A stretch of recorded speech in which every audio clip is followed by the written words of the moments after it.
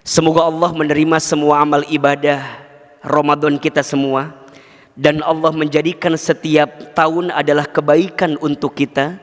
Minal aidin wal faizin. Semoga kita menjadi orang yang kembali dan menjadi orang yang menang. Kenapa disebut kembali dan kenapa disebut menang?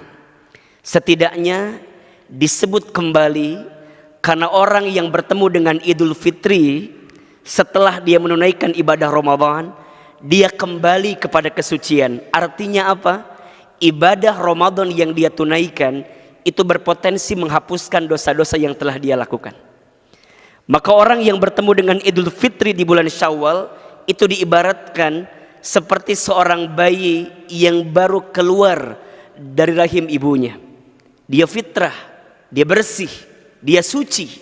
Dan kita berharap kita semua yang hadir siang ini masuk golongan orang yang suci dan bersih dalam pandungan Allah Subhanahu wa taala.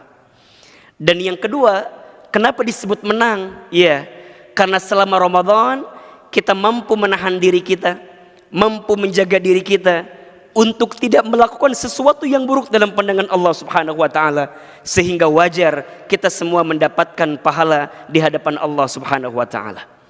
Hadirin yang dirahmati Allah, jika kita bicara tentang Syawal, bulan yang sedang kita lewati hari ini, para ulama setidaknya menyebutkan ada 3 definisi dari kata Syawal. Apa di antara 3 definisi itu? Yang pertama, Syawal itu artinya irtafa'a, meningkat atau ada peningkatan. Jadi orang yang bertemu dengan bulan Syawal diharapkan sangat oleh Allah Subhanahu wa taala, setelah dia melalui ibadah Ramadan, setelah dia melalui madrasah Ramadan, setelah dia melalui pendidikan Ramadan, maka setelah Syawal ada peningkatan dalam hidupnya. Apa yang meningkat? 1, meningkat imannya kepada Allah, tambah yakin ke Allah, tambah taat ke Allah, tambah dekat ke Allah. 2, tambah ibadahnya. Maka setelah dia Ramadan masuk Syawal harus ada peningkatan pada ibadah yang dia lakukan. 3, tambah amal solehnya. Dia makin bermanfaat dalam hidup, dia makin soleh dalam hidup. Bukti Ramadannya sukses. Dan yang paling penting, tambah indah akhlaknya. Yang awalnya pemarah jadi pemurah, yang awalnya pemukul jadi perangkul, yang awalnya pengejek jadi pengajak, yang awalnya pembenci jadi penyayang, yang awalnya pendengki jadi pemaaf. Jika bisa mendapatkan peningkatan, maka sukses Ramadannya. Mohon maaf, kalau ingin melihat seseorang itu sukses Ramadannya, jangan hanya lihat ketika Ramadan, tapi lihat bagaimana kehidupannya pasca Ramadan. Sehingga ulama menyebutkan, kun rabbaniyan wala takun ramadaniyan. Jadilah engkau hamba Rabb, jadilah engkau hamba Allah, bukan hamba Ramadan. Maksudnya apa? Jangan hanya taat ketika Ramadan, jangan hanya dekat sama Allah ketika Ramadan, jangan hanya beramal soleh hanya ketika Ramadan. Justru pasca Ramadan ini penentuan apakah sukses Ramadan kita atau tidak. Makna Syawal yang pertama adalah irtafa'a, ada peningkatan pasca Ramadan yang kita tunaikan. Yang kedua, Syawal itu maknanya adalah ibtida'il khair, permulaan yang baik dalam sesuatu. Di awal dengan huruf shin, disambungkan dengan kalimat awal, Syawal. Artinya apa? Permulaan yang baik untuk memulai sesuatu. Artinya, hadirin sekalian, siapapun di antara kita yang ingin memulai sesuatu yang baik, kapan waktu terbaiknya? Syawal. Misal, kalau di rumah tangga ada satu persoalan dan kita ingin memulai lebih baik hubungan keluarga kita, maka mulailah Syawal sebagai awal terbaik. Jika kita ingin memanage perusahaan kita, jika kita ingin memanage setiap bisnis kita, jika kita ingin menata setiap kehidupan kita, kapan mulai terbaiknya? Waktunya Syawal. Maka Syawal ini mulai terbaik, waktu terbaik. Maka ayo, siapapun di antara kita yang mungkin selama ini, misal mohon maaf ya, masih jauh dari masjid, maka Syawal adalah permulaan terbaik untuk kembali dekat dengan masjid. Kalau selama ini misal mohon maaf, ada hubungan yang berjarak antara kita dengan saudara kita, keluarga kita, dengan sahabat kita, teman kita, kapan waktu terbaik untuk mendamaikan semuanya? Syawal. Maka kenapa di bulan Syawal identik sekali orang saling minta maaf, saling memaafkan? Karena ini awal terbaik untuk memulai segala sesuatu yang baik. Makanya kalau ada orang yang sudah bertemu Ramadan, kemudian dia bertemu Syawal, tapi dia tidak memulai kebaikan untuk dihadirkan dalam hidupnya, butuh bulan apa lagi yang harus dihadirkan? Karena penentuan daripada ibadah Ramadan kita sukses atau tidak bukan saat Ramadannya saja, tapi lihat bagaimana kualitas hidupnya pasca Ramadan, Syawal. Yang ketiga, Syawal itu dimaknai artinya istimrar, berkelanjutan, istiqomah. Allah sangat berharap kepada kita setelah Ramadan ini kita melanjutkan kebiasaan-kebiasaan baik kita selama Ramadan. Misal, kalau ketika Ramadan kemarin kita diwajibkan beribadah puasa Ramadan, maka di bulan Syawal lanjutkan dengan apa? Puasa sunnah 6 hari di bulan Syawal. Barang siapa yang menyempurnakan ibadah puasa Ramadan, kemudian dia melanjutkan dengan puasa sunnah di bulan Syawal, maka dia mendapatkan pahala seperti berpuasa selama 1 tahun. Kalau kemarin Ramadan ada qiyamul lail dengan taraweh, maka saat di Syawal, ayo tingkatkan dengan tahajud kita, tingkatkan dengan qiyamul lail kita. Jangan sampai ibadah-ibadah Ramadan yang kita tunaikan kemarin itu melebur, hilang tak berbekas, hilang tak bernoda, hilang tak bernyawa. Kenapa? Karena Ramadannya pergi, amal kita pun pergi. Ramadannya pergi, kebiasaan baik kita pun pergi. Ujungnya apa? Ramadan hanya jadi tamu biasa, datang tak dijemput, pulang tak diantar. Setelah itu 11 bulan ke depan gak ada perubahan yang nampak dalam kehidupan kita. Mohon maaf, bisakah disebut gagal orang yang bertemu Ramadan seperti itu? Iya. Dan itulah orang yang paling rugi. Siapa orang yang paling rugi? Orang yang saat bertemu Ramadan, kemudian dia berpisah Ramadan, dia tidak bertambah amalnya di hadapan Allah. Dan yang kedua, dia tidak diampuni dosa-dosanya oleh Allah Subhanahu wa ta'ala.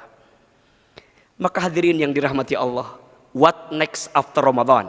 Apa yang perlu kita lakukan setelah Ramadan? Setidaknya jika mengambil dari definisi Syawal ada 3. 1, irtafa'a, ayo meningkat semua kebaikan kita. 2, ibtida'il khair, ayo mulai semua yang baik-baik di bulan Syawal. Dan yang ketiga, istimrar, lanjutkan kebiasaan-kebiasaan baik itu. Dikumpulkan kalimatnya ada 1 kata namanya istiqomah. Kenapa kita harus istiqomah? Iya, buah dari ilmu itu amal, buah dari amal itu istiqomah. Saya ulangi, buah dari ilmu itu amal, dan buah dari amal itu istiqomah. Maka disebutkan setiap manusia itu rugi kecuali orang yang berilmu. Tapi semua yang berilmu berpotensi rugi kecuali orang yang beramal. Yang beramal masih berpotensi rugi kecuali orang yang ikhlas menjalankan amalnya. Orang yang menjalankan ikhlas amalnya juga masih berpotensi rugi kecuali orang yang istiqomah melanjutkan setiap amal-amalnya. Maka pentingnya istiqomah.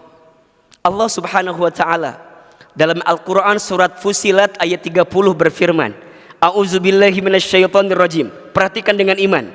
Ini pahala yang Allah siapkan untuk kita yang istiqomah. Innalladzina, sesungguhnya orang-orang, qalu, yang mereka mengatakan, Rabbunallah, Tuhan kami adalah Allah.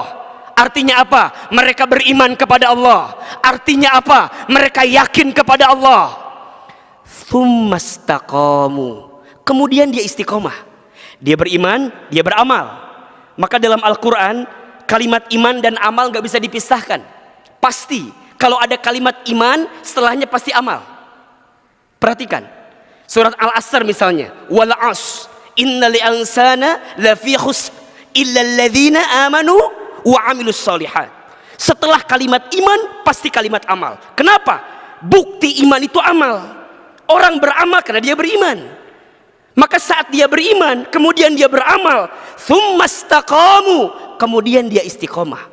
Dia melanjutkan kebiasaan-kebiasaan baik itu. Apa yang akan dia dapatkan? Masya Allah.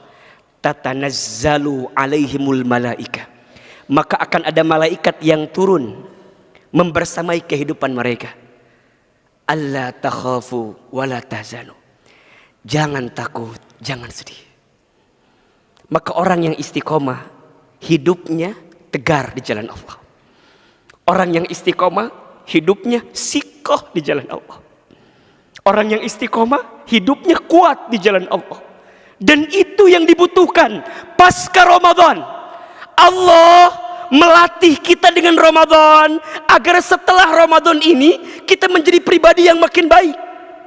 Maka mohon maaf, kalau bicara kategori, disebutkan katanya begini. Ada dua kategori orang yang berpuasa. Satu, ada yang kategori puasanya ular.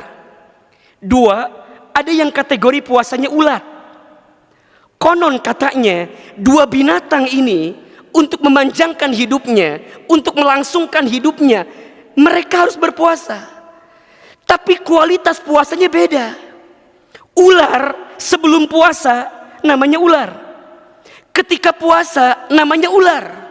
Dan setelah puasa namanya pun ular. Tapi ulat beda. Sebelum puasa namanya ulat. Ketika puasa namanya kepompong. Dan setelah puasa namanya kupu-kupu. Apa yang ingin kita gambarkan? Ulat saja berubah. Ulat aja bermetamorfosa menjadi pribadi yang makin baik. Pertanyaannya, kita manusia, kita orang beriman, Allah kasih Ramadan sama kita. Pertanyaannya, kalau dengan puluhan kali Ramadan Allah izinkan bertemu dengan kita, dan sekarang kita bertemu dengan bulan Syawal, kalau tidak ada peningkatan dalam hidup kita, butuh berapa kali lagi Ramadan yang Allah harus hadirkan dalam kehidupan kita? Maka Allah berikan kesempatan. Kita bertemu dengan bulan Syawal, hari kemenangan. Kita menang setelah Ramadan. Pertanyaannya, what next after Ramadan? Istiqomah jawabannya. Lanjutkan kebiasaan baiknya. Orang yang istiqomah, hidupnya kuat, hidupnya tegar. Bahkan lihat ujung ayatnya. Wa abshiru bil jannatil lati kuntum tu'adun. Dan berikan kabar gembira kepada orang yang istiqomah. Dengan apa? Surga yang Allah janjikan. Maka hadirin yang dirahmati Allah, pertanyaan selanjutnya, Ustadz, bagaimana caranya agar kita istiqomah? Setidaknya ada 5 cara yang bisa kita lakukan agar istiqomah pasca Ramadan. Yang pertama, tambahkan ilmunya. Seseorang akan punya semangat untuk beramal kalau dia tahu ilmunya. Maka setelah Ramadan, ayo lanjutkan datang ke majelis ilmu, hadir di majelis ilmu. Karena orang akan bahagia ketika dia punya ilmu. Apa kata Nabi dalam hadis? Man arada dunya fa alaihi bil ilmi, wa man arada al akhirata fa alaihi bil ilmi, wa man aradahuma fa alaihi ma bil ilmi. Barang siapa yang mau bahagia di dunia dengan ilmu, barang siapa yang mau bahagia di akhirat dengan ilmu, dan barang siapa yang mau mendapatkan kebahagiaan dua-duanya, maka dengan ilmu. Maka ayo, tambahkan ilmunya. Yang kedua, jika kita mau istiqomah, cari lingkungan baik yang bisa mendukung kebaikan kita. Cari teman yang baik, cari sahabat yang baik, cari circle yang baik yang bisa menguatkan kita. Diakui atau tidak, pengaruh teman itu sangat menentukan seperti apa kebaikan kita. Maka kata Nabi, kalau kamu ingin melihat kualitas agama seseorang, lihat bersama siapa dia dengan temannya. Maka penting untuk mencari teman yang baik. Mulai hari ini pilih-pilih dalam bersosmed, dengan siapa kita berteman, kita follow siapa, itu menjadi penting, akan menentukan kebaikan kita. Yang ketiga, sibukkan dengan ketaatan, maka pelan-pelan engkau akan meninggalkan kemaksiatan. Orang itu kenapa masih hobi berbuat maksiat? Karena sedikit sekali dia berbuat taat. Kalau dia menyibukkan dirinya dalam ketaatan, maka pelan-pelan dia akan lupa dengan kemaksiatan. Karena manusia punya dua potensi, fa'alhamaha fujuraha wa taqwaha, qad aflaha man zakkaha wa qad khaba man dassaha. Maka Allah ilhamkan kepada kamu sekalian apa? Fujur, takwa. Kadang engkau berbuat fujur, kadang engkau takwa, kadang engkau taat, kadang engkau maksiat, kadang engkau benar, kadang engkau salah. Maka bagaimana timbangannya? Kalau engkau ingin menurunkan kesalahanmu, perbanyak kebaikanmu. Jika engkau ingin mengurangi kemaksiatanmu, maka tingkatkan ketaatanmu kepada Allah. Maka engkau akan menemukan nikmat daripada ketaatan itu. Yang keempat, pastikan tujuannya, luruskan niatnya. Hadirin yang dirahmati Allah, dunia bukan tempat tinggal kita. Dunia tempat meninggal kita. Hidup bukan untuk hidup, tapi hidup untuk yang maha hidup. Mati bukan akhir kehidupan, justru mati itu adalah awal kehidupan yang sebenarnya. Kita bukan tinggal di sini, kita akan ke surga, kita mau ke surga. Dan kita tahu, setidaknya manusia akan mengalami 12 tahapan kehidupan. 1 alam ruh, 2 alam rahim, 3 alam dunia, 4 alam kubur, 5 alam kiamat, 6 alam dibangkitkan, 7 alam dikumpulkan, 8 alam ditimbangkan, 9 alam dihitungkan, 10 alam diberikan syafaat pertolongan, 11 alam diperjalankan di sebuah jembatan, 12 alam ditentukan akhirat, surga dan nerakanya. Dunia bukan akhir, ternyata ini masih etapa yang ketiga, masih panjang perjalanan kita. Maka jangan terlena dengan dunia, jangan habis waktu kita untuk nyiapin bahagia di dunia, tapi pastikan habiskan hidup kita untuk mendapatkan kebahagiaan di akhirat. Maka orang yang istiqomah tahu tujuannya, bukan di sini, tapi nanti di sana. Kalau kita tahu tujuannya, maka seberat apapun ujiannya, kita akan lalui itu dengan kekuatan kita. Ibaratnya seorang pendaki gunung, ketika dia tahu puncak adalah tujuannya, maka seberat apapun ujian dia ketika mendaki, dia akan lalui. Kenapa? Bukan ini. Maka apa sikapnya? Dikasih nikmat, syukur. Dikasih ujian, sabar. Ketika beramal, ikhlas. Ketika ada takdir, ridho. Dibolak-balik, itu sikapnya. Dan itu tercermin karena dia istiqomah di jalan Allah Subhanahu wa ta'ala. 1, tambahkan ilmunya. 2, cari lingkungan yang baik. 3, sibukkan dengan ketaatan. 4, pastikan tujuan hidup kita. Dan yang kelima, agar kita istiqomah, perbanyak doa kepada Allah Subhanahu wa ta'ala.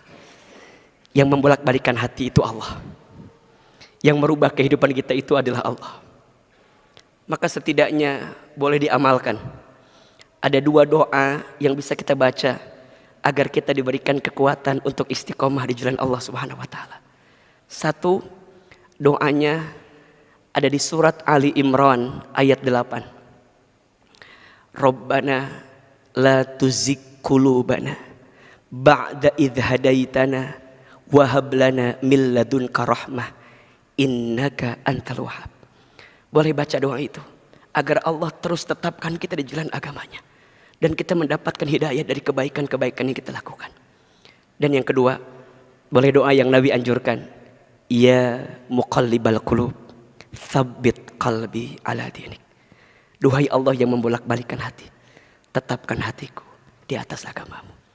Mudah-mudahan pasca Ramadan ini kita bisa menjadi pribadi yang makin istiqomah di jalan Allah Subhanahu wa ta'ala, dan kita bisa mendapatkan kebaikan dari ibadah Ramadan yang kita tunaikan.